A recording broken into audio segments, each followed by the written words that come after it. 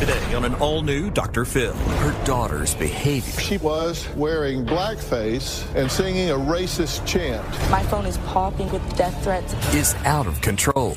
Ripping the heads off quails and laughing. Emmy steals my car while they're high and drinking. She takes inappropriate pictures. But what about Mom? If you text your daughter, why don't you just kill yourself? You scare me. Well, you're scaring me. Let's do it. Have a good show, everybody. Here we go. This is a safe place to talk about hard things. Stand by. We'll count you down. Today is going to be a changing day in your life. 5, 4. I am not giving up on you.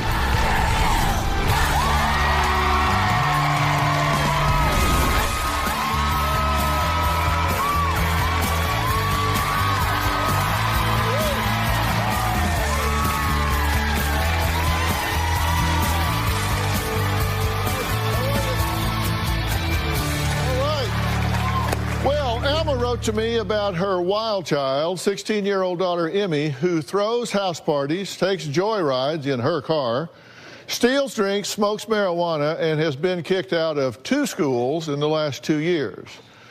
But Alma says the worst offense was this past June when her school kicked Emmy out for posting a video of herself wearing blackface and singing a racist chant.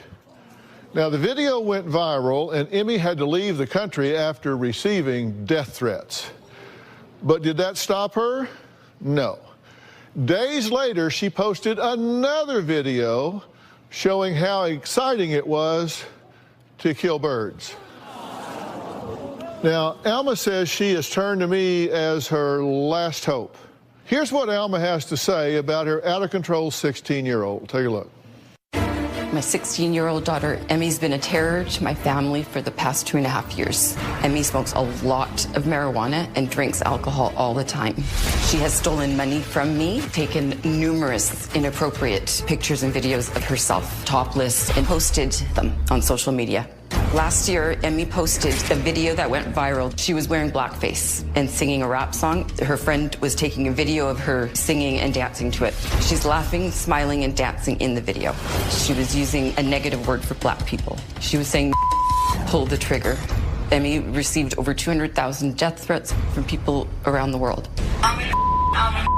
Pull the trigger. Emmy doesn't show remorse. She thinks it was not a big deal. When I saw that video of Emmy, I couldn't breathe, and I really wanted to kill her.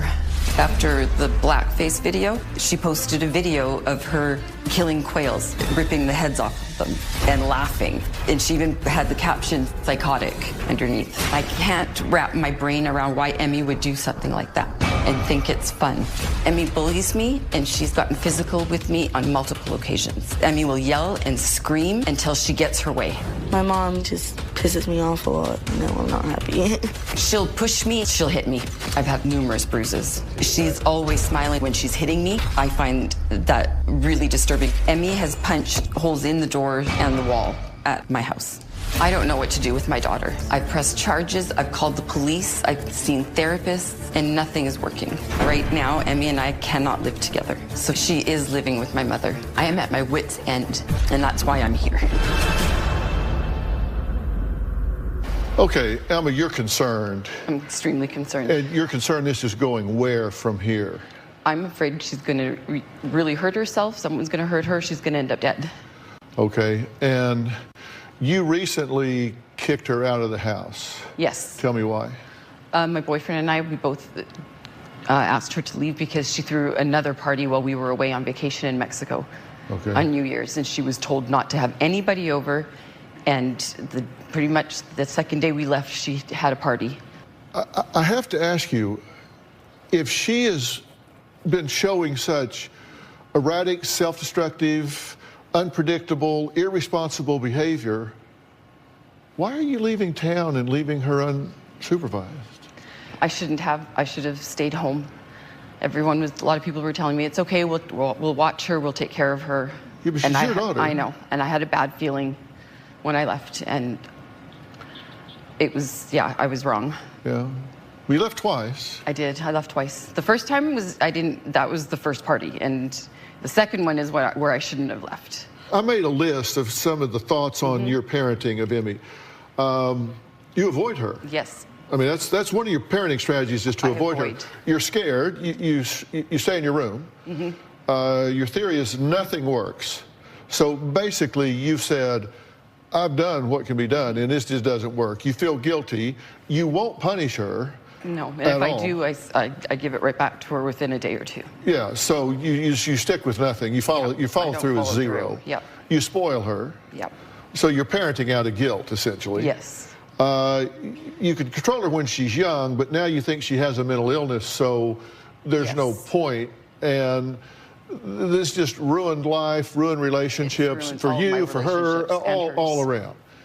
So basically, you've checked out. There's not any parenting going on. No, there isn't. And I'm afraid that if I follow through with anything, I'm afraid she's either going to hurt herself or kill herself. Or end up dead from some kind of drug overdose or... Okay. So you're parenting from guilt and fear. What are you guilty about? I feel guilty because I've been a bad parent. Because I haven't followed through. And I feel like I'm in this vicious cycle and I don't know how to stop it. Okay. So you know you've done poorly in the past. Yes. And so you think the answer to that is to do poorly now. Yeah, I know it's not the answer, but I don't know how to stop it. We can agree that what you're doing is not working. Agree. And what you're doing is not much, but whatever you're doing is not working. Right. Because she's showing some erratic behavior that you think is, that maybe she's even getting out of control of some of her behavior. Yeah. Now, she's attacked you some. Yes, she has. These are some of the bruises that she's left on you when she flies into a rage. Yes. What triggers the rage? When I take her phone away. Okay. So if you attempt to discipline her, shrink her world down, control her in some way, then you say she loses it. Yeah. Okay, and you say that she's kicked out of school twice. Yes. She was kicked out last week. Yes. What for? For not following the rules. She's disrespectful and she doesn't follow any rules. And she doesn't care who she's talking to, whether it's an adult, another student. How'd she feel about coming here? She thought she was going to be famous, so that's how she got here. Okay, so this is going to make her famous. That's what she thought, yeah. Does she understand the difference between fame and infamy? I don't think she does.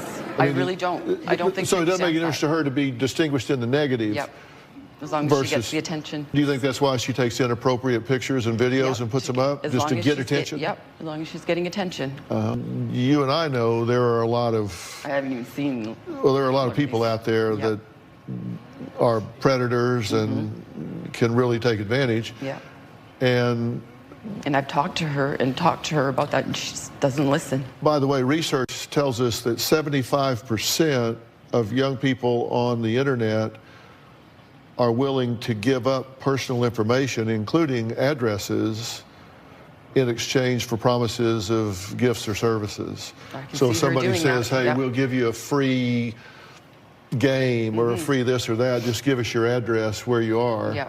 So predators can get their information and find out where she lives, where she's going to school, even where she is at the given moment. Yeah. It's very, very scary. When we come back, we're going to meet Alma's 16-year-old daughter who's been drinking, smoking marijuana, throwing house parties, and stealing the family cars to go on joyrides. Now, she says she can do whatever she wants.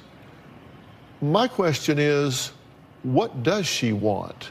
What's the end game here? What's all this leading towards? We'll talk to her when we come back.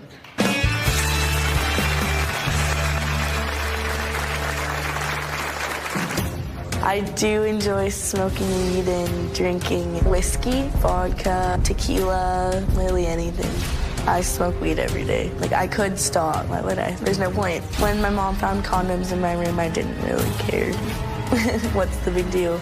I'm gonna do what I want to do, like, even if my mom says I can't.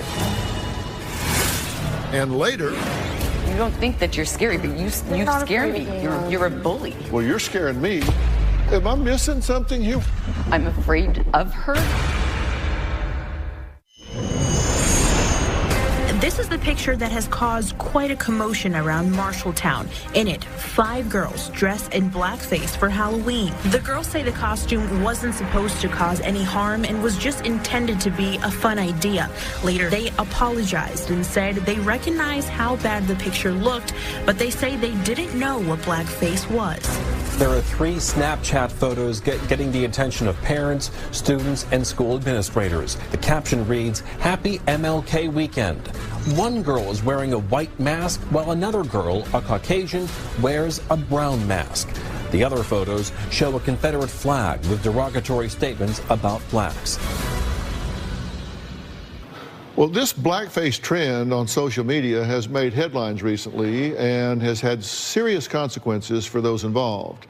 Now, Alma's daughter, Emmy, knows something about that after she posted a video that went viral. And she had to leave school and the country because we're talking about death threats, and I don't mean just a few. But she still says it's just a joke. This was a big overreaction. Take a look. I'm a troublemaker. Me and my mom have not been getting along. I'm kind of sick of her. She's really naggy and really emotional, and it's so annoying. She'll tell me to be home at 10:30 or something. I'll be home at 1 or something. So I'll still come home, but not on time. I've stolen a lot of the liquor from her boyfriend's house. I do enjoy smoking weed and drinking whiskey, vodka, tequila, really anything. I smoke weed every day. I could stop. Why would I? There's no point. I am sexually active. When my mom found condoms in my room, I didn't really care. What's the big deal? I have given my mother bruises and drawn blood. I'm definitely more aggressive in the fights. I'd be like, excuse me? Do you want to say that again? When I made the video that went viral, I had a blackface mask on, and I was saying word. My friend posted the video.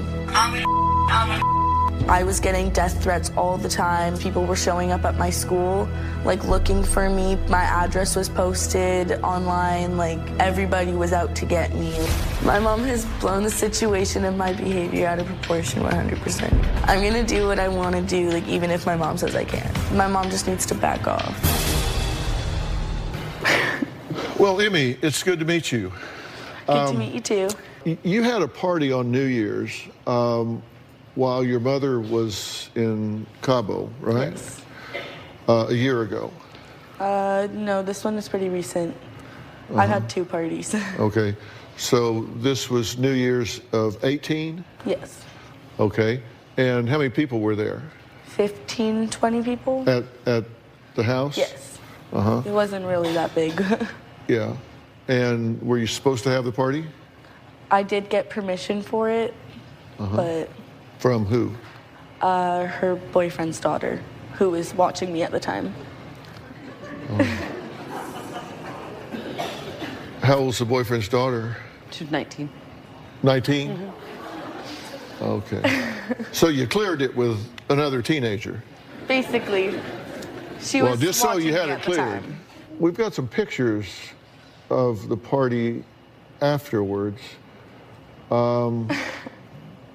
I mean, it looks like there were holes in the walls. Well, I and did that. Things torn up. Why was the place trashed? Well, the first picture's from the first party I had, and that's because my friend broke her foot while we were cleaning up, so I didn't have time to clean up everything, so I just put everything in my room and waited. Yeah, because I was going to wait till that night to wash all the dishes and put them away. The water was off, so I don't know how you were going to wash anything. Well, because when we you were shut home. the water off. Exactly, that's why. Why was the water off? Because when we left for the week, no one was supposed to be in the house at all. So you had a party in the house with no water? Yeah, basically. They all lived there. They all stayed there. All Yeah, her for and the her whole friends. week. It was disgusting. For the whole week. What would you use for a toilet? They used the toilet. Yeah. Your mother says you're out of control. I'm not really. She's over-exaggerating that 100%. Really? Yeah. Okay, let's take a break. Coming up, Alma's sister Anna says Alma should never have had children, and her daughter Emmy is screaming for attention from her mother. Well, this is her sister. We're going to talk to her about that next.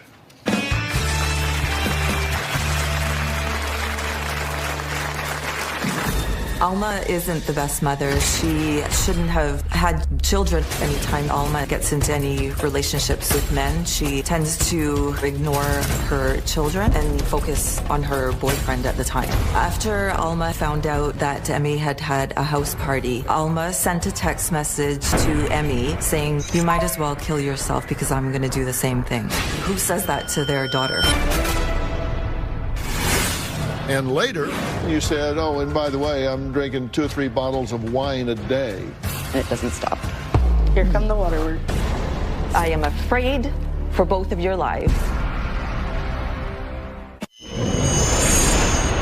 Over the past year, Emmy has thrown 2 huge house parties. They trashed the house. There were dirty dishes in every closet, in the bathtub. There were burns in the carpets, stains on the wall. I was really upset that Emmy would disrespect me and the house like that. I was extremely pissed. I couldn't breathe. Emmy is totally out of control. Well, Alma says Emmy always seems to get into trouble when Alma goes away with her boyfriend. Now, I mentioned earlier, if Alma knows this, why would she keep going away? Fortunately, Alma's sister Anna was around to break up Emmy's latest party. Take a look. My 16-year-old niece, Emmy, is screaming for attention from her mother. What angers me about the situation is watching her destroying her life. It's killing me. Alma doesn't take responsibility for her actions in Emmy's behavior. Alma isn't the best mother. She has not provided the structure and discipline to raise a child. Alma, in my opinion, shouldn't have had children or become a mother. She'll, for instance, take Emmy's phone away, but then 10 minutes later, as soon as Emmy starts screaming and hollering for it back, it's back in her hands. There's never a follow-up. There's no consequences for Emmy's actions. After Alma found out that Emmy had had a house party, Alma sent a text message to Emmy saying, "You might as well kill yourself because I'm going to do the same thing." Who says that to their daughter? To me, that is completely unacceptable behavior. Anytime Alma gets into any relationships with men, she tends to ignore her children and focus on her boyfriend at the time. Alma and I are very different. She does view me as the perfect daughter, the perfect sister. I believe Alma views herself as lesser. Alma needs self-esteem so that she can be the mom that she's supposed to be. Anna, thank you for being here. Yes. You've been listening to everything so far, right? I have, yes. She sent a text to her daughter that says, "You might as well kill yourself, I'm going to." She did. You saw it. Yes. You got it. Yep. You sent it. Yeah. What the hell are you thinking? I wasn't. I was very, very angry. I'm the one that deleted it. Probably drunk. Well, am I missing something here? What?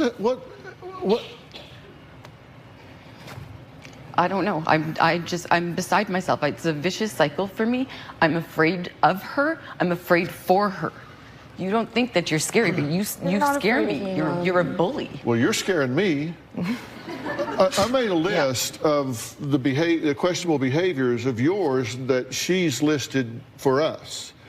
Because you said, I'm not that out of control. Well, she says you're throwing house parties, you damage property, she says you drink, you steal alcohol, you smoke marijuana, that you cut yourself. She said you take joyrides in her car, that you're violent, punch the walls, you hit her, we've seen her bruises, you call her a stupid bitch, you've been kicked out of 2 schools, you've been kicked out of the house, you've been kicked out of dance, which you were apparently quite good at, that you're sexually active, you posted racist video, you posted a video killing birds, and it wasn't that so much because that's part of hunting where I get that.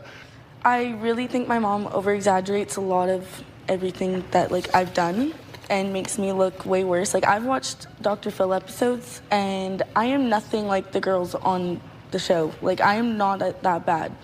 I don't think you're a bad girl. I think you're making some bad choices and have some bad behaviors, and that's a big distinction to me.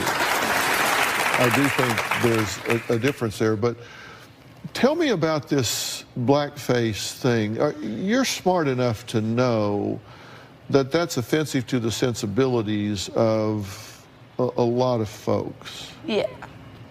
That was just a really bad time. I had a black face mask on. It was a joke, and my friend was filming it, and then I went to go take a shower, And like I look at my phone and there's just like my phone is popping like with death threats and like people just like my friends even telling me to kill myself and stuff. And I was like, oh my gosh, like people didn't take that as a joke. You did it out of ignorance, and I think that's not an insult. Ignorance means a lack of information. I asked a really good friend of mine to be here. We're joined now by award-winning civil rights attorney Areva Martin to weigh in on the history of blackface and the impact of posting material like this online. Why is this offensive? Yeah, back in the 1800s, white performers would dress in blackface. They would use shoe polish or grease paint and paint their faces black and act out racial stereotypes of African Americans. And they perpetuated this notion that whites were superior to blacks. So when you dress in blackface, you are supporting that racial stereotype. You are perpetuating that demoralizing, dehumanizing stereotype. So when African Americans look at these videotapes, they're reminded of that painful period in our history when African Americans were thought to be less than human. So you have a wonderful opportunity to educate. If you want to dress in a costume, try Wonder Woman. Try Wonder Woman. Areva is also the author of a new book, Make It Rain, How to Use the Media to Revolutionize Your Business and Brand. And we're going to talk about the book later on. Coming up, Alma says she's just a social drinker who has a bottle or two of wine a day. We'll talk about that after the break.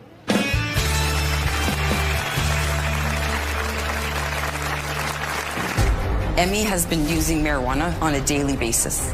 Emmy has a bong in her room.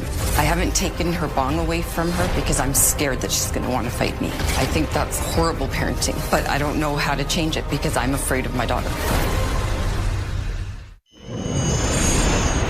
Emmy and her friend have taken my car for joyrides while they're high and drinking. Emmy steals the keys and takes the car. Emmy does not have a license, and neither does her friend. I've tried to explain to Emmy, you could kill like someone else, you could hurt yourself. Emmy never worries about the consequences. She thinks nothing will happen to her. Well, Anna, Emma's sister, says the real problem with Emmy is that Mom here is a functional alcoholic, and Emmy's rebellious ways are just her screaming for attention. Let's take a look at what Anna has to say. Alma would rather be with her glass of wine than her daughter. My mom drinks about 2-3 bottles of wine a night. I used to be a social drinker, now I drink every day. My mom is 100% a hypocrite for saying stuff about my drinking. Sometimes I black out from being drunk, I don't remember. Right now I don't consider myself an alcoholic, I just drink to numb myself.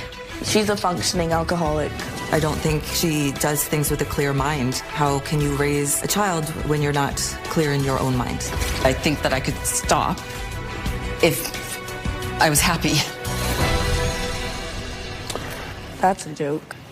You just gave a really good definition of alcoholism. Yeah. I drink to numb myself. I'm self-medicating for stress. I do. And by the way, I black out. I'm an alcoholic. You think?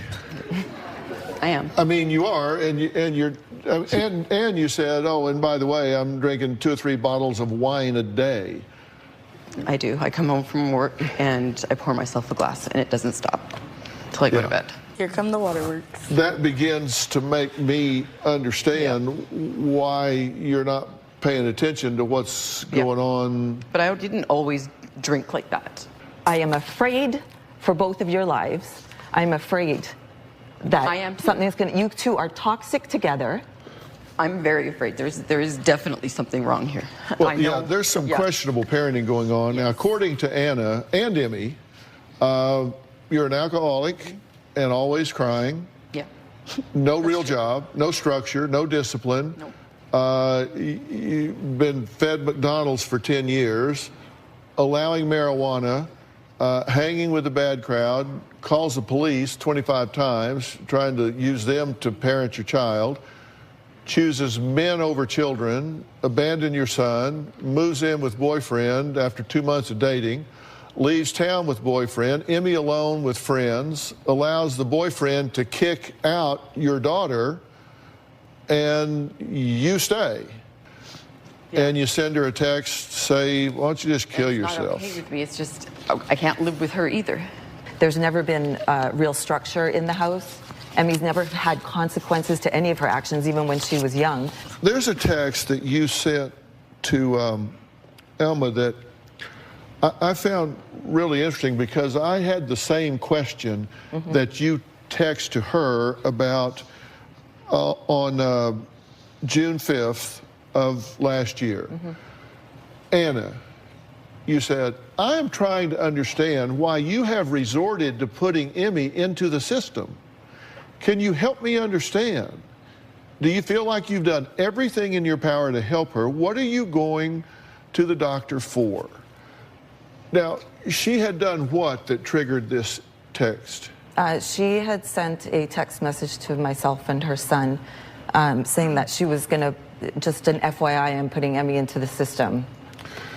And by system, you mean? I mean, like, to put her in foster care or something. Right. And I was mortified, because you have people here, and to throw her into the system means, like, just again, it reiterates that. But I've been asking for help. No, yes, I have. You been. didn't yes, ask. Yes, I have. No, been. you have. I have been, and the only one that steps up is Mom. So your theory was the best thing to do is put her into a group home? Yes, where she can get some therapy, get some counseling, something. Here comes the emotional part that I was talking about. Well, sorry, I get emotional. Well, coming up, Anna says she knows deep down her sister wants to change, but she's just not sure that she can. Is it possible? I mean, where does this go? Because there's no leadership, there's no guidance, there's no trajectory here that leads anywhere but trouble that I can see. So what do we do next? We're going to talk about that after the break.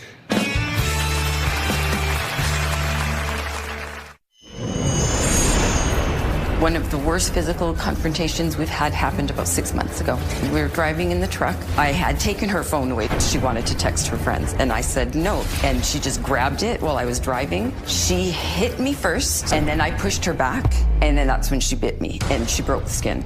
She's never done anything that harmful to me.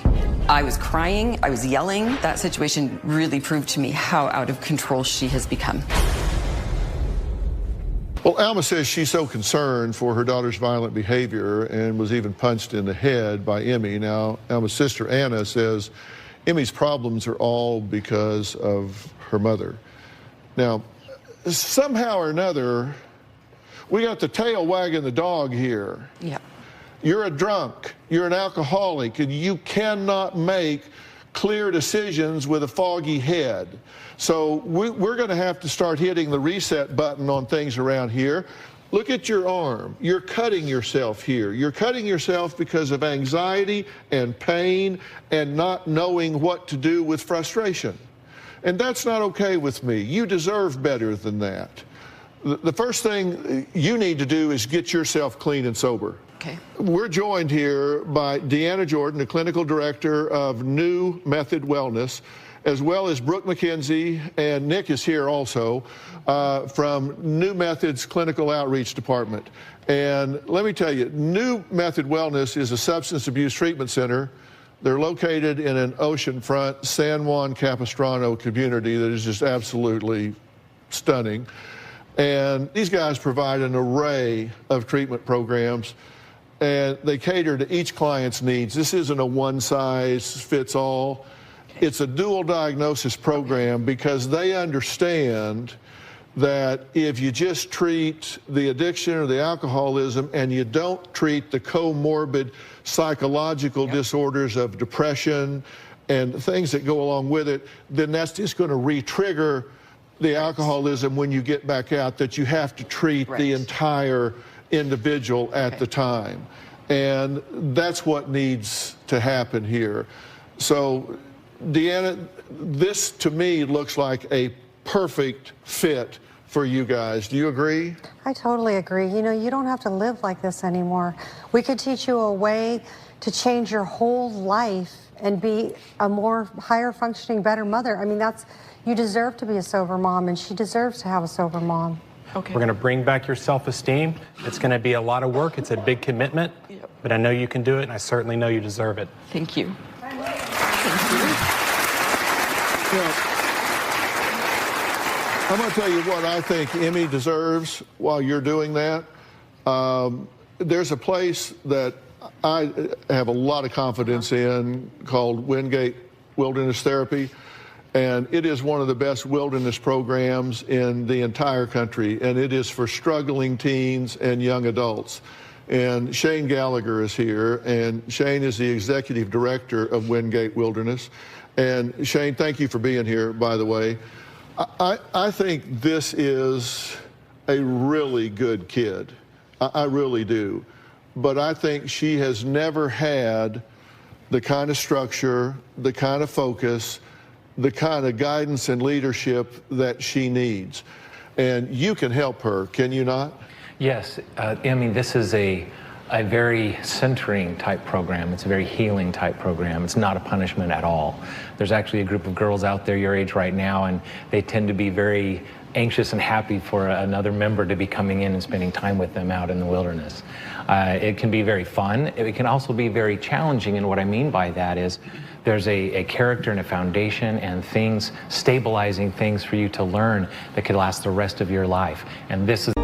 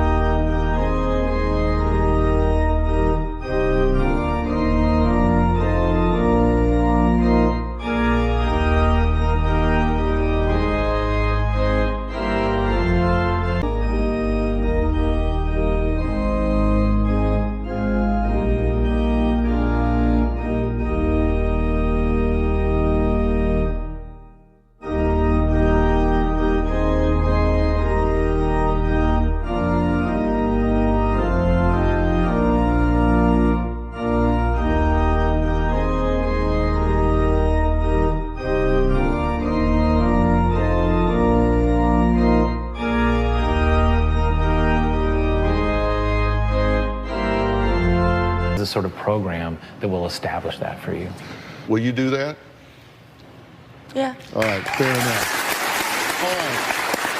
I want to thank this family for sharing their story. I'm going to let you guys head backstage now with your resource teams. Thank you so Coming up, what I think is some invaluable advice about the power of getting your message right on social media. Not wrong, but right. You don't want to miss this. We'll be right back.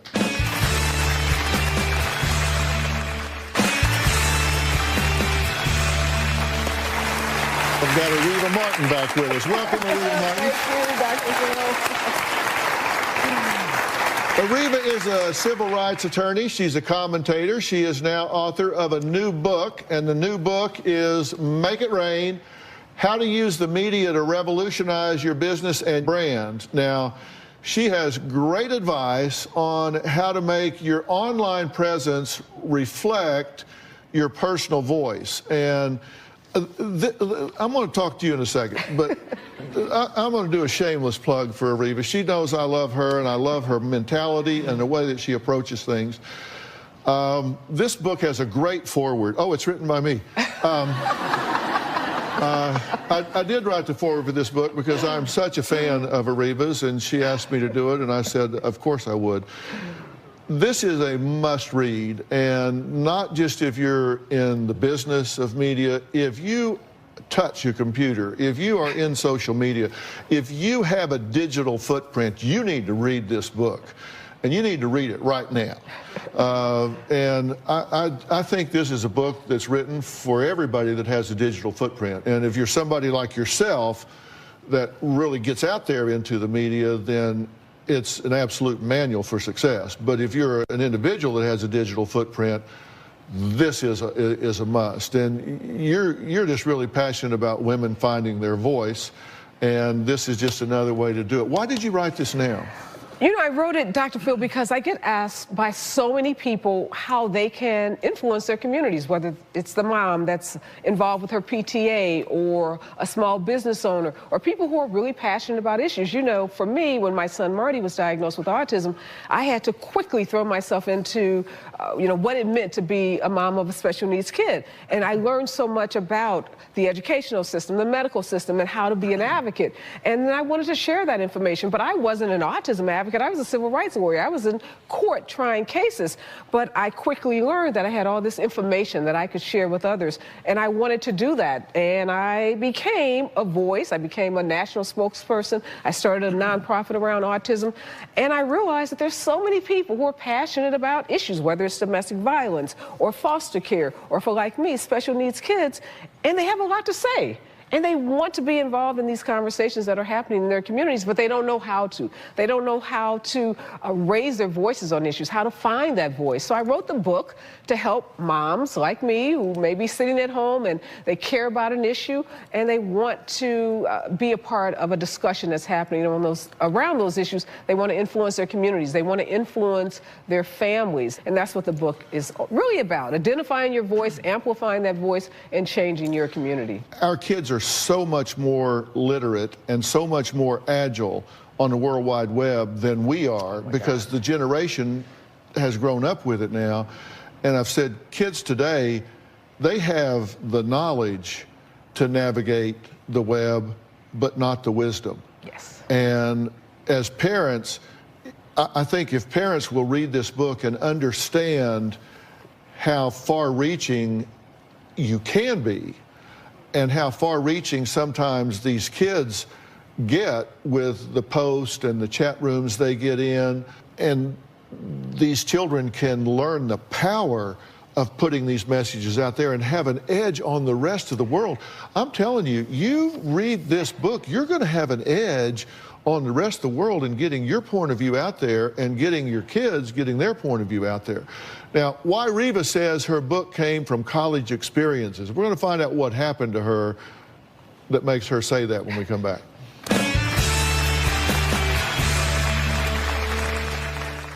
Well, I'm back with Reva Martin. She is a graduate of Harvard Law School, and she has written a new book called Make It Rain. And it is how to use the media to revolutionize your business and brand. And, you know, you said that a lot of this was born from some experiences in college. Talk about that. I grew up in a housing project in St. Louis, and I went to the University of Chicago, very prestigious university, but I wasn't ready. And my freshman year of college, this really sophisticated upperclassman, she shamed me. Today we talk about slut shaming and body shaming. I'll call it talk shamed. She ridiculed the way that I talked. She says, I can't understand what you're saying. And it was so embarrassing, so humiliating that I actually stopped talking for an entire semester. I had to go and remake the way that I talked. I had to learn what, you know, this upperclassman said was proper English.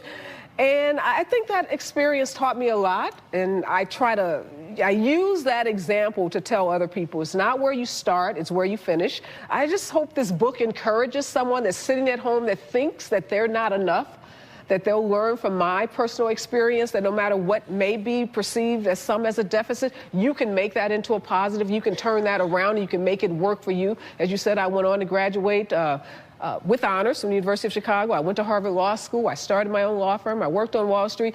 I worked with Dr. Phil. You gave me my first shot on television. So I've gone on to work on projects on the #1 talk show in the country. You wrote my foreword. So I am a testament. I'm a witness. I'm a living example that no matter what it is you're hoping for, dreaming for, dreams do come true. When you work hard, have a lot of faith and believe. I want to thank all of my guests today. A special thanks to you, Reva Martin, author of Make It Rain, How to Use the Media to Revolutionize Your Business and Brand. And by the way, everybody in the audience will be receiving a copy of her new book. Also, a very special thanks to Deanna Jordan Brooke McKenzie and Nex Gracious from New Method Wellness, and to Shane Gallagher from Wingate Wilderness Therapy. Thank you guys so much. For more information about today's show, log on to drphil.com. Tell us what you think on Facebook and Twitter. We'll see you next time. Thanks so much.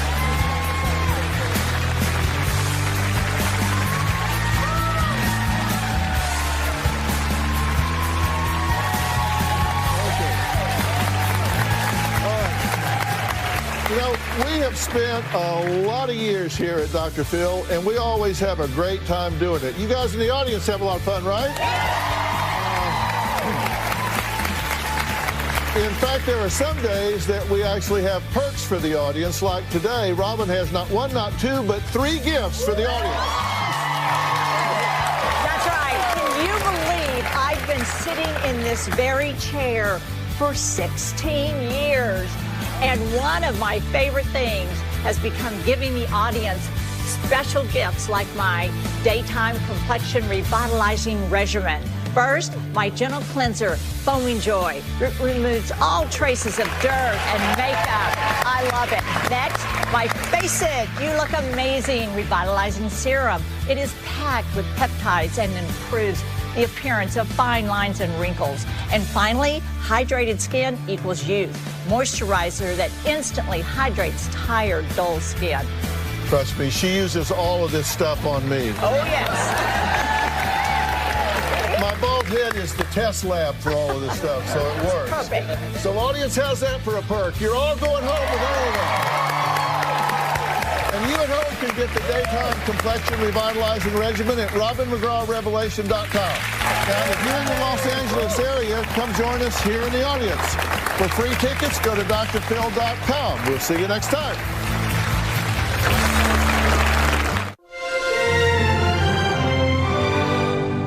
Today on an all-new Dr. Phil, Terry Crews Me Too accusation. All I'm saying is, if you grab sexual parts, it's instantly sexual. A daytime exclusive. I started wondering, was it me? What was I wearing? Did I bring this on myself? Why his wife told him they're through. I said, I'm going to leave your raggedy behind, and you're going to pay my child support for me and my new man. What made you decide to stay? Let's do it. Have a good show, everybody. Here we go. This is a safe place to talk about hard things. Stand by. We'll count you down. Today's going to be a changing day in your life. 5, 4. I am not giving up on you.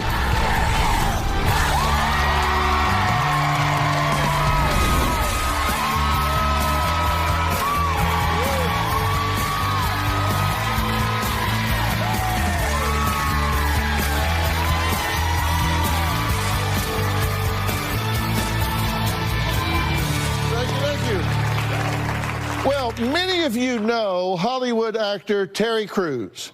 Now, he played the hilarious Latrell Spencer in the movie White Chicks, action hero Hail Caesar in the movie The Expendables, and he currently stars as Sergeant Terry Jeffords in the Golden Globe Award-winning sitcom Brooklyn Nine-Nine. Take a look. Whoa.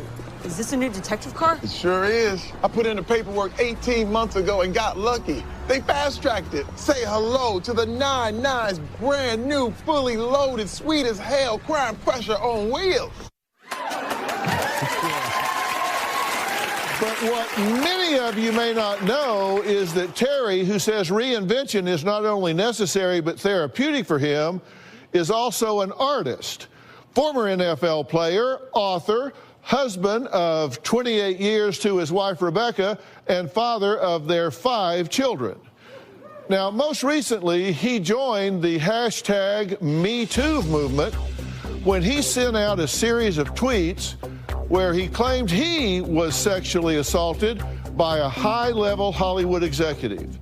He was also named one of Time Magazine's 2017 Person of the Year as one of the silence breakers after speaking out publicly about sexual harassment. Take a look. Right now, I have a lawsuit that's pending against William Morris Endeavor and Adam Bennett, the head of the motion picture department at the agency.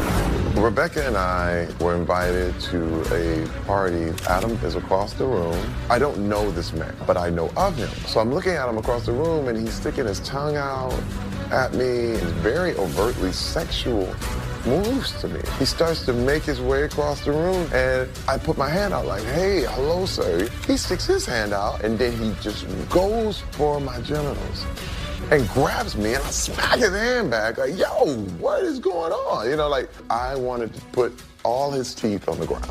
I get my composure, grab my wife's hand, and we leave. The deal is, anyone who assaults you puts shame on you. They slap the shame. It's a scarlet letter. You are now marked. And as long as you internalize it, you'll never leave.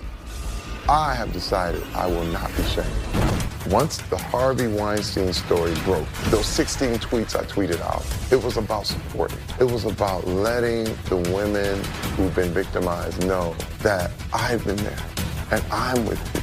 Time magazine, how did that feel to be featured and to tell your story? It's bigger than me. I was representing those who had been trampled, had never had a voice, had risked everything they had to come forward.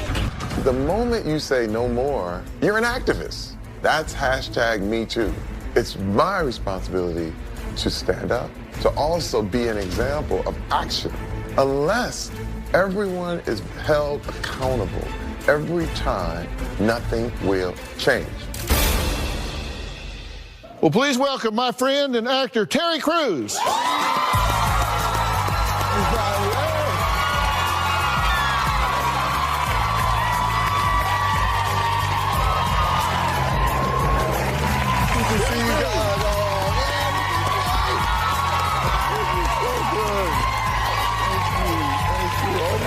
I gotta do this. This is one of those. On Dr. You gotta teach me to do that. Y'all have a seat. You got some fans in the house. Oh, here. this is awesome. Wow, it's so good to be here. Thank you. Wow. So how are you? I'm doing good. Doing very good. So how's it feel to be named one of the Time Magazine's Person of the Year? Wow. Wow. Yeah. Doctor. Yeah, you have to understand, it's really wild, because George Orwell said, in times of universal deceit, just telling the truth becomes a revolutionary act. And what's happened is that when you just decide to say no more, when you say, I'm not putting up with this, all of a sudden the world notices. And to be honest, I was in support of all these women, because what was happening is once they came forward, there were so many men, this toxic masculinity that's been pervaded all through America and all throughout the world. They were calling these women gold diggers, opportunists. They were saying they just wanted a payday. And it made me angry, because I knew it had happened to me. And I knew that I had been quiet about it. You reported this to your agency. Yes. I went to everyone there when it happened. Yeah. I mean, 15 months earlier than when I came out. And what was crazy is that when I did those tweets, I didn't name anyone. But I got calls immediately, like literally in an hour, from the agency, like, are you okay? You okay? I'm like, no, I'm not okay. I'm not okay. And they said, well, we didn't know, Terry. I said, well, then why are you calling me? I didn't mention anybody in the tweets. Let me tell you something. And when you start catching people in lies, when you start seeing the gaslighting happen, this is what women have been going through for years. You're crazy. You don't understand. We didn't mean it that way. It was horseplay, Terry. I said, first of all, you wouldn't even grab your pet like that. Why would you touch another human being like that? We're looking at some of your tweets now, and you started putting these things up. And you said he called me the next day with an apology, but never really explained why he did what he did. You're wondering what's happening. Was it me? What was I wearing? You start to wonder, like, what? Did I bring this on myself? But once I decided to get rid of the shame, I was free. And by coming out and saying what happened to me, it freed me. And I realized, and I tell people, I did nothing wrong. And you have to continue to repeat this. And anybody who's ever been in that position, never take that shame that someone else is trying to put on you. You bet. We have a statement from William Morris. In fairness, I have to say they used to represent me. They don't anymore, but they used to. An investigation was launched immediately after management was made aware of the situation in October of last year. The investigation resulted in Adam Bennett being suspended without pay and demoted from his position as head of the motion picture department. We take all claims of misconduct seriously and take action based on the findings of a thorough investigation. They say they were aware October of last year, but I told them February of the year before when it happened. First of all, if you say you didn't know, okay, let's just say you didn't know, then you're too stupid to run my career. That's the real. But I gotta add to that, but you're not stupid. And I'm not gonna treat you like you're stupid.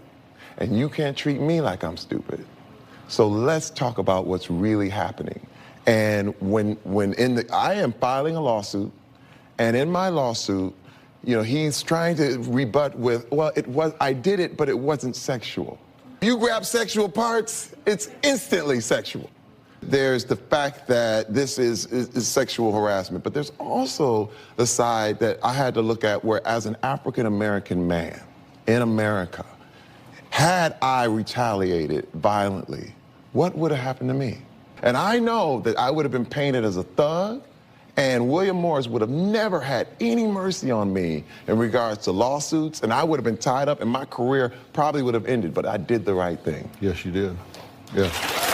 You went through the system. Right, yeah. All right, coming up, we're going to meet a very special lady. I'm talking about Terry Crews' wife, and find out why she says she almost divorced this man.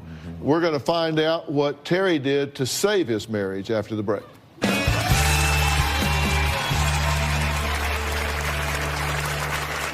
All during the success of the career, I've had an addiction to pornography. It was always hidden and secret and this and that, and I never told my wife. When I first confronted Terry, we had it out. I said, you know we're done, right?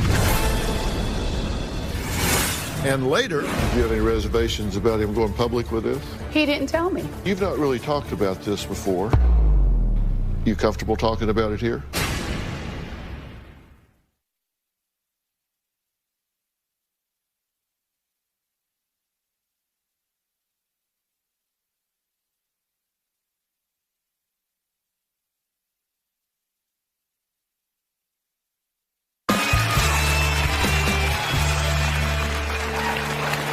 After Terry Crews says his marriage to his college sweetheart, Rebecca, was nearly destroyed because of his addiction to pornography.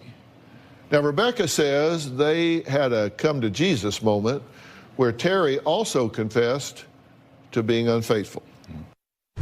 Rebecca and I have been able to manage this family, this career over the last 28 years just by being a team. Right beside me. My wife was trying to get me on the right plan, and there was the ego. I was a card-carrying member of this toxic masculinity, and it all came through with me realizing that I didn't know everything. When we got married, we started having a family. She put everything on hold for 20 years. There were times I would have 3 jobs at the same time, and she was like, I've got the kids, I'm taking care of the home. All during the success of the career, I've had an addiction to pornography. It was always hidden and secret and this and that, and I never told my wife during our whole marriage. And I finally broke. When I first confronted Terry, we had it out. He told me about the prostitute. He told me about all the porn things. I said, you know we're done, right? He's like, what?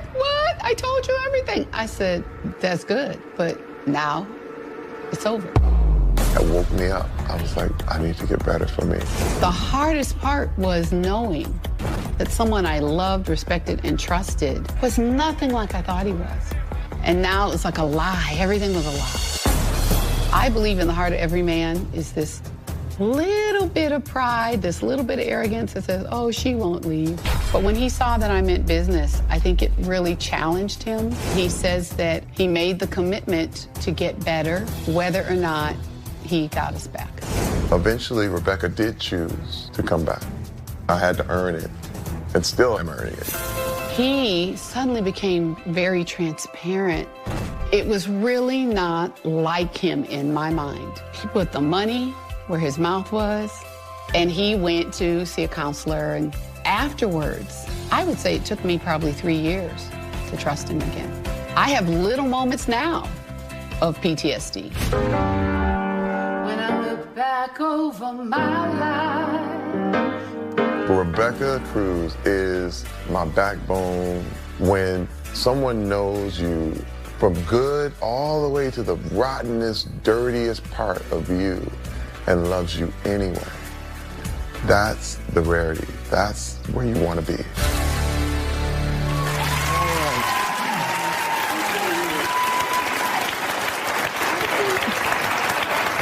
Well, Rebecca, thank you for joining us. Thank you, Dr. Phil. It's my tremendous pleasure. You guys have been married 28 years, right? Mm-hmm.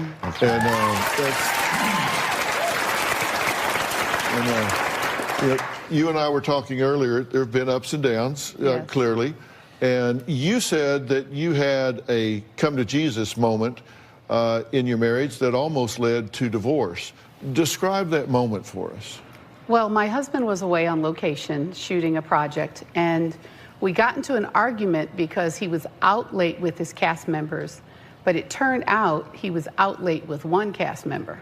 I started to hammer him with questions, and all of a sudden he starts coming out of his skin with these confessions.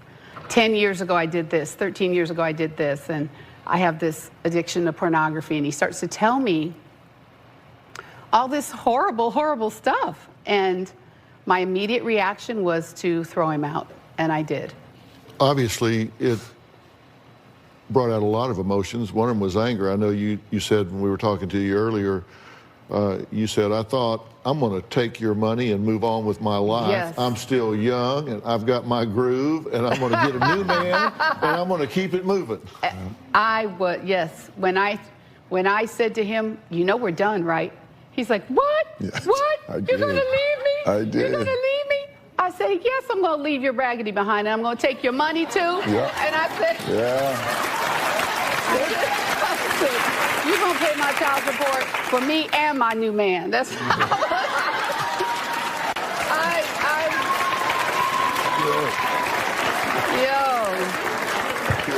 No, I got to tell you, man, guys operate off pride. Tell it, honey. We do. No, and you're successful, you feel like that buys you a pass. That it's her. That it's them. It's everyone else.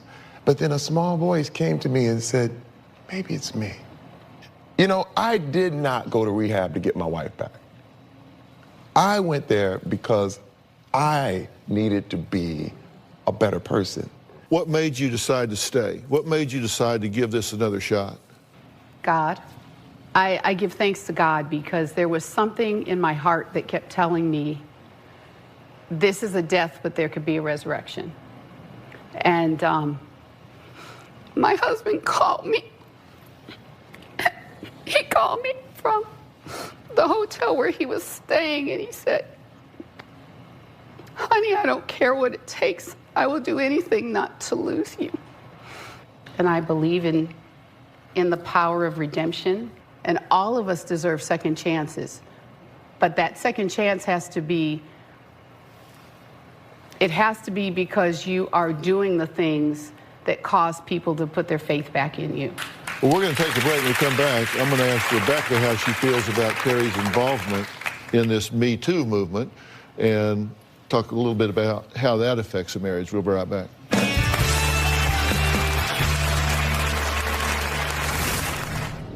Crowded party. This gentleman comes across the room, and then suddenly my husband backs into me, and I was like, oh snap, what in the heck?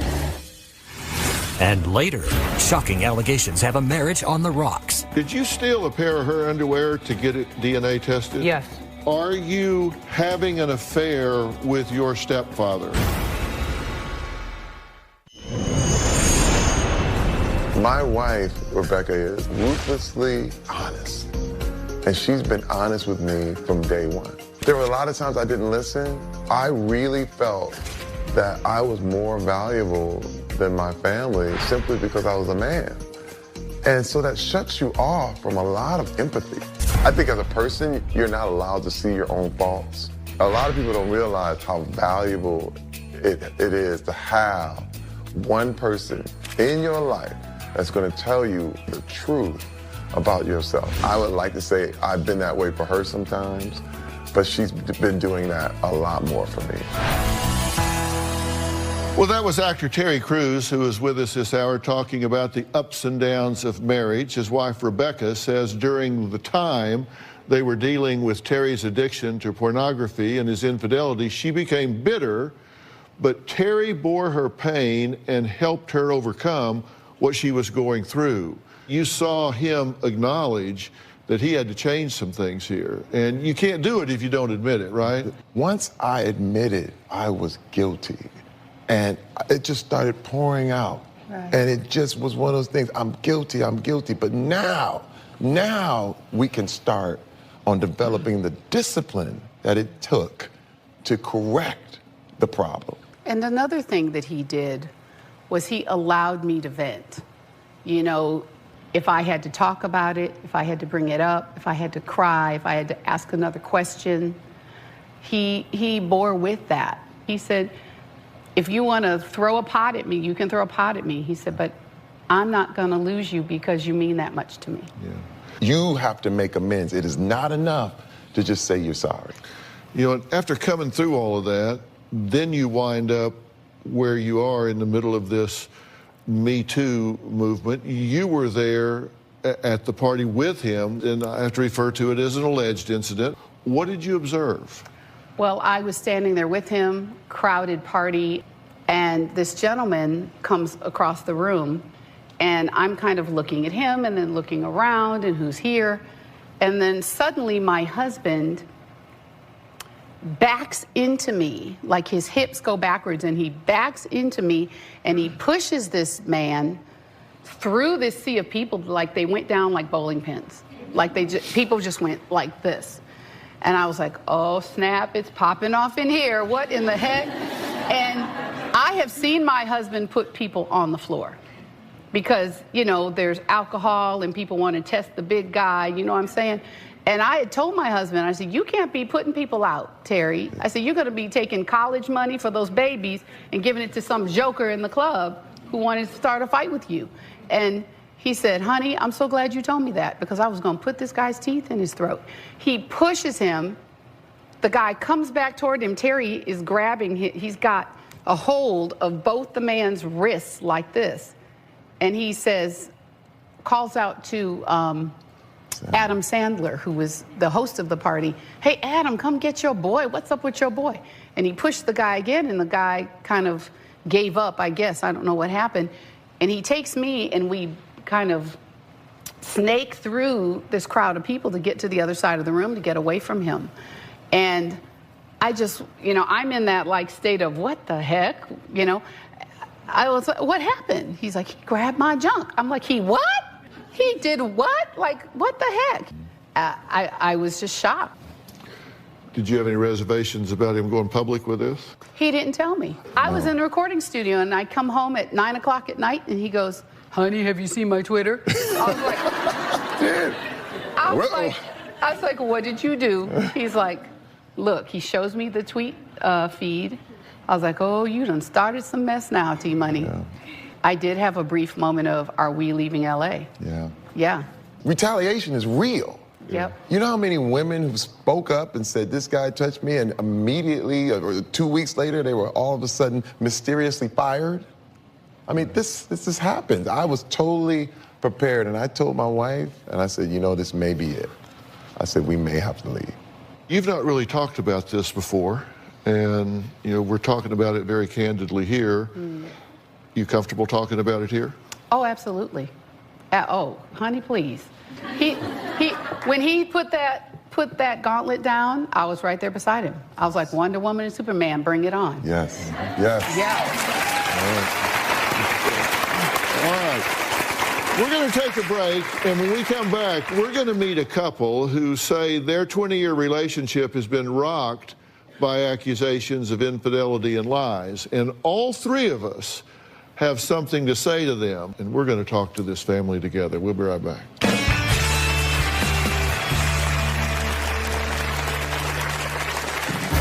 Jay is accusing me of sleeping with my mom's fiance, John. My God, do you have any idea how disgusting that is to me? I don't have any proof. I just know it. Jay believes that we have made this sick arrangement for me to sleep with John so that my mother doesn't have to. Jay is acting very paranoid.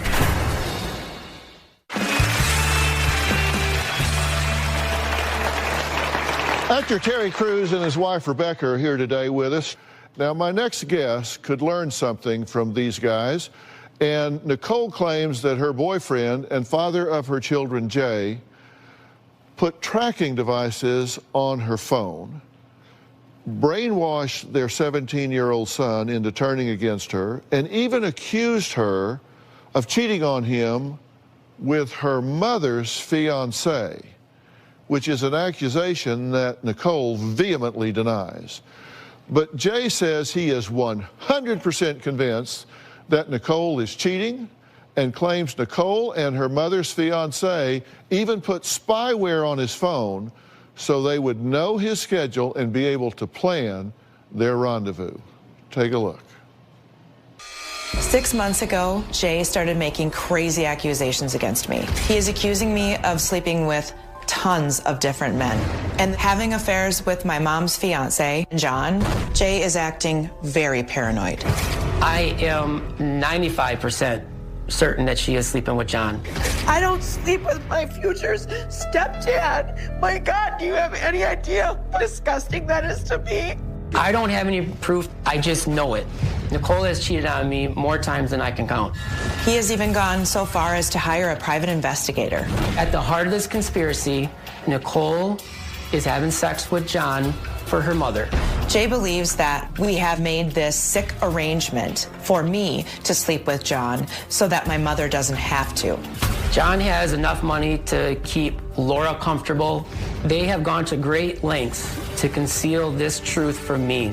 Jay asked if he could look into my phone, and he has kept it ever since. When I confront her about the encrypted text messaging apps, she says she has never used it. He says I'm using these secret apps to hide my whereabouts, things of that nature. I believe that Nicole and John do spy on me, using geo-tracking and other apps. I have never colluded with John and my mom to spy on you. He even went so far as to steal a pair of my panties to send to a lab to be tested for other men's DNA. I have stopped working since November 15th, and I have not worked since to this day, just to get to the bottom of this. I'm here to find out the truth. I'm devastated by these accusations, Jay. I just want them to stop. I want this paranoid behavior to end. I'm going to ask you straight up, are you having an affair with your stepfather? Absolutely not. That's a strange thing to ask somebody, but I'm asking you, you have an affair with your stepfather? Absolutely not. Have you ever had any kind of sexual assignation with your stepfather? I have never had any type of sexual contact with my stepfather. Are you having an affair with some neighbor? Absolutely not. Have you ever had an affair with some neighbor? Never. Has he asked you that? Absolutely. Have you told him that? Absolutely. Okay. You believe that she is John's sugar baby?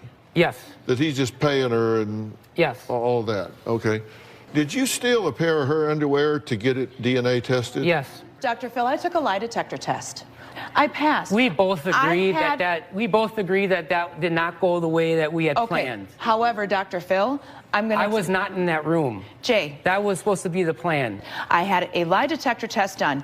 2 times he asked me, Nicole, since August of 2013, have you had any sexual contact with anyone other than Jay? My answer was no. I passed it. He asked me to lie 1 time. I lied 1 time. That lie detector test was like this the whole entire time because I told the truth, except for the one question that he told me to lie on, Dr. Phil, and then it was up like this. I am telling the truth. So you had her take a lie detector test, and she passed it, but then you didn't believe it? No, I didn't believe that. And you didn't believe it because you weren't in the room? Because I wasn't in the room. That was the plan. Well, no, that's not the plan. If you're in the room, then the test is invalid. Okay. We're going to take a break. We're going to take a break, and we're going to come back and talk about this and a whole lot more right after the break.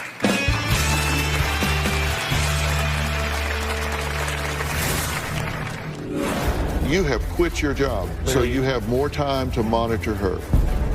This is madness. It is impossible to love someone and control them at the same time. Jay is a completely different person. In the past 6 months to a year, he has accused me of lying, cheating, colluding with my mother and her fiance, John, and putting spyware on his phone. I want Jay to know that none of us are against him. I do believe I could just be paranoid, but based on the history, I don't think I am. Well, actor Terry Crews is here today with his wife, Rebecca. Terry has written a really great book. It's Manhood. It's How to Be a Better Man or Just Live with One. We're also talking to Nicole, whose mother, Laura, and fiance, John, say her boyfriend, Jay, is controlling and constantly accusing Nicole of cheating. My daughter's boyfriend, Jay, is a danger to my daughter, Nicole. Jay is very controlling. Nicole has to literally give Jay updates of where she is every day. Jay lives an hour away, and he'll drive up and down our street to see if Nicole is there or not. Jay makes absolutely crazy accusations. Jay had the guts to accuse her of sleeping with my fiancé, John, when I was in the hospital. I've never had any kind of sexual relationship with Nicole. It is absolutely false.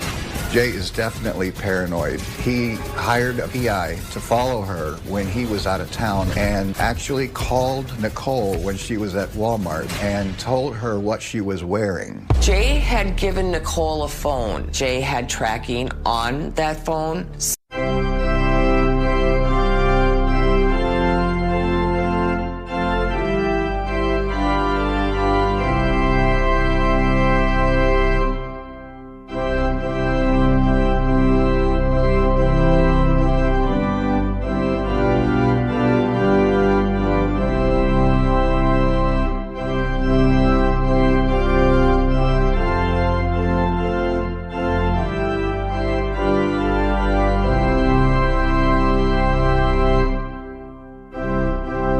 So I decided that we would buy Nicole a nice phone. Jay was very upset because he could no longer track her, and eventually he stole the phone and refuses to give it back.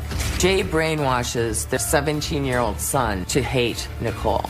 Jay tells their son that his mother is a piece of crap, that Nicole is sleeping with other men. Their youngest son has now disowned Nicole.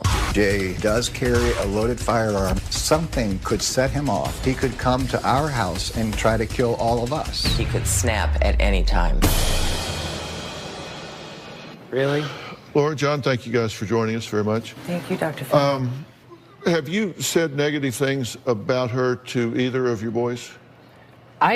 Yes, I'm not going to say that I can hide how I feel in my own house. Okay, so you have said negative things about her. I have said, yeah, yes. Okay, I just wanted to know that. Jay is a wonderful father. He is an amazing father to our sons.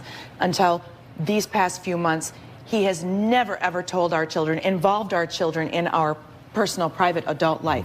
He has never once, ever put hands on me or been aggressive towards me. First off, he has accused you of having, are you having an affair with your stepdaughter? No, I'm not having any kind of sexual affair with her. Okay. Or anyone else. Yeah. Why did you always try to break us up? How come you weren't the one that always... Don't answer that question. And I'm going to tell you why I'm trying not to answer that question. He has asked you if you're having an affair. You've said no. He's asked you to have an affair with the neighbor. And yes. Don't answer that question again, ever. Because what you're doing is you're playing into this game here. Right. And this tracking you and this tracking you on the phone and needing to know where you are and all of that, that is absolutely dysfunctional, unhealthy. Do not continue to do that.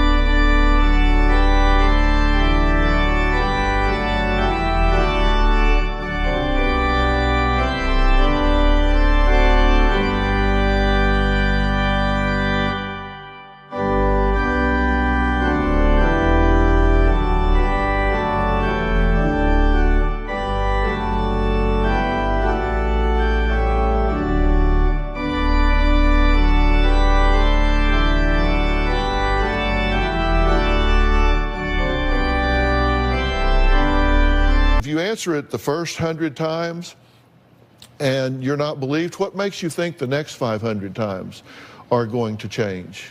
They're not. The belief. I wanted to interject. Has there been infidelity between you in the past? Yes. Yes. Because I believe that's the issue, that you have not healed from whatever happened before. I agree. Yes. It was literally like a 24-hour-a-day job to keep my sanity after going through this kind of betrayal. And I'll be honest with you, I doubted. I spent a short period of time tracking my husband, but he gave me permission. After about 4 or 5 times that I did, like, find my iPhone or where is he, is he where he says, 4 or 5 times I did that, he was where he said he was.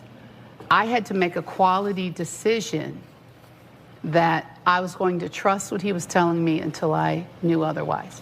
It was hard, but this is madness. It is impossible to love someone and control them at the same time. They cannot coexist. I agree.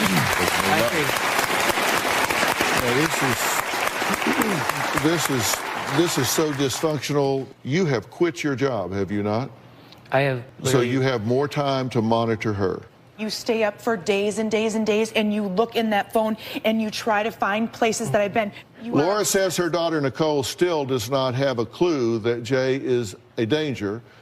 Plus, there are a few things their son said about their mother that I am absolutely not okay with. Oh, man. We'll be right back.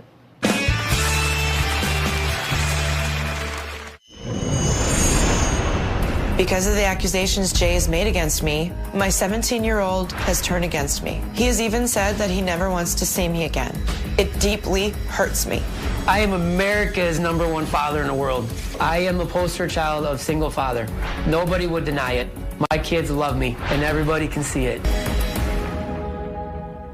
Well, we're here today with actor Terry Crews and his wife Rebecca, who are parents of 5 children and take their roles very seriously. Nicole says that her boyfriend Jay is brainwashing their youngest son and poisoning him against her. Well, let's see what he has to say. My mother made this family toxic. My mother struggled with drugs pretty hard.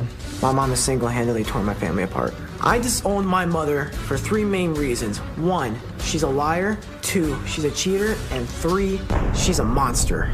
Growing up, she wasn't a real mother. She was a manipulator of human emotions.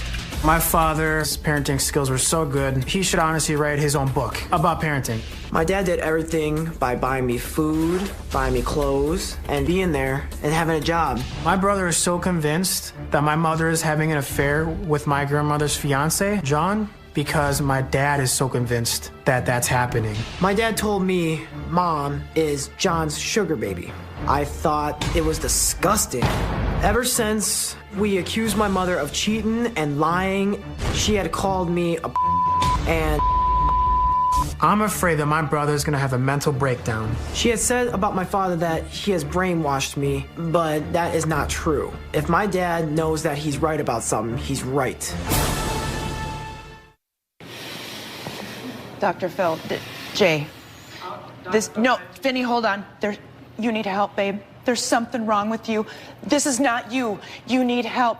You're living in the past, honey. You need to come back. I need you to come back. You're not the dad. One of the things that Dr. Phil said, can I say something? No, I'm not. You need to listen to me right now. I am your best friend. You have known me for 20 years. I need you back. I need you back in reality for yourself, for your children, for me, and to be the man that you have always been, babe. You're not right. You're not yourself. Let me speak real quick. I'm Vincent, Jay and Nicole's oldest son. Right, and you're 19? I am. Okay, Vincent, go ahead. I love both of my parents. I don't agree with my father for telling my younger brother, you know, because he has such anger towards my mother, which I don't want. I have two rules about children. One is you never involve them in adult issues. You've violated that horribly. You never hold them responsible for things over which they have no control. You violated that terribly. You're up there grinning ear to ear like they love me, like I've won the popularity contest. That's not what that is. And you've done so at your children's expense. That's my confidence in raising them. That's not towards her. So answer my question. Yes, sir. Do you have any insight, awareness, or understanding that your involvement and your level here is counterproductive, abnormal? I do agree that I am not right now, yes. I can't diagnose you because I haven't done everything that would be necessary to do that. But I can tell you on the short list of considerations would be that you're suffering from a delusional disorder, jealousy type. It's a non-schizophrenic individual experiences non-bizarre delusions where the central theme is that his or her spouse or lover is unfaithful. And what it means is every other aspect you're functional, but you've become so obsessed with this that it crowds out everything else in your life. We'll be right back. I feel so fortunate that Terry Crews is here today because I'm going to tell you this man has been in a situation where this man is right now. He has been in a situation where he thought it was everybody else and not him. And he had the courage to man up and own it. And as a result, he saved his family, he saved his children, and it took guts and it took courage. You need to call time out and put yourself in the shop. I do. And I'm going to tell you what I think you need to do. I'm going to recommend that you go to a place called Onsite. And Onsite is a place, it's in the rolling hills of Tennessee, and it is a place that creates very intensive workshops. And here's how they do this. They bring in the top experts from all over the world that specialize in working with people that have been through some type of emotional trauma in their life, that have lost their way, that have kind of lost their bearings, and they put together experiences from these top professionals to help you hit the reset button and get your focus back in life. And we consider Onsite to be a really trusted source for anybody that's struggling with trauma, self-worth, self-esteem, marital issues, mental health issues. I would like you to work on yourself there, get your bearings, and if after being there you believe that this would be of value to the mother of your children, then we'll make it available to her as well. I appreciate that. Okay, to get this family headed in the right direction. Yes. Will you take that help? 110%. Okay, that's what I want to do. I would like to thank all of my guests today, as well as a very special thanks to Miles Adcox and the people at Onsite, and a really special thanks to actor Terry Crews and his wife, Rebecca. As I said, He is the author of the book Manhood, which is available right now. You can find it in any bookstore. You can watch Terry Crews on Brooklyn Nine-Nine, Sundays on Fox at 8:30, 7:30 Central. I watch it. You should watch it. It is a lot of fun. We'll see you next time. All right.